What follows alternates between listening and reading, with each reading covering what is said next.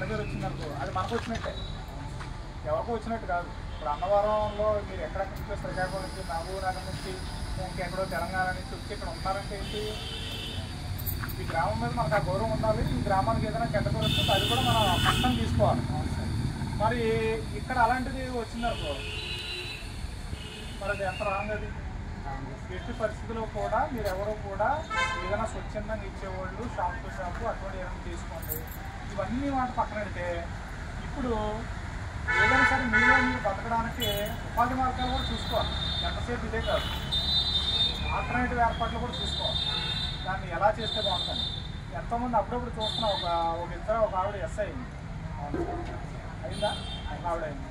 అలాగా ఇతరాలు అయ్యింది బిజినెస్లు చేసుకునే వాళ్ళు కూడా ఉన్నారు సార్. అంటే మీకు ఏది సెట్ అవుద్ది, మీకు ఏదైతే సమాజంలో యాక్సెప్ట్ చేస్తారో, ఇబ్బంది లేకుండా అలాంటి బిజినెస్లు చేసుకోవచ్చు, ఇబ్బంది ఏముంది. ఆల్రెడీ మాకు గ్రూప్ ఉంది సార్ కాకినాడలో. ఆ గ్రూప్లో ఆల్రెడీ మాకు జాబుల కోసం అప్లై చేస్తున్నారు సార్, ట్రై చేస్తున్నాను. అంటే రేవంత్ రెడ్డి ఇచ్చారు సార్ ట్రాఫిక్ పోలీసులు, మాకు ఇంకా ఇవ్వలేదు సార్.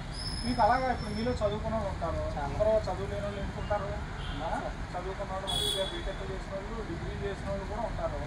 ఈ ఎవరైతే ఉన్నారో వీళ్ళు కనీసం ఉద్యోగానికి ఏదైనా ట్రై చేయాలి. ఇంకా ఆ రోజులు పోయినాయి, రోడ్డు మీద నిలబడాలో బెగ్గింగ్ చేసుకోవడం ఆ రోజులు పోయినాయి. అందరూ గౌరవంగా బతికేలాగా వచ్చినాయి. అంటే ఈ పర్సంటేజ్ కూడా పెరిగింది. పైనుంచి రేడియేషన్ వల్ల, ఈ సెల్ ఫోన్ల వల్ల ఈ యొక్క పర్సంటేజ్ అనేది పెరుగుతుంది.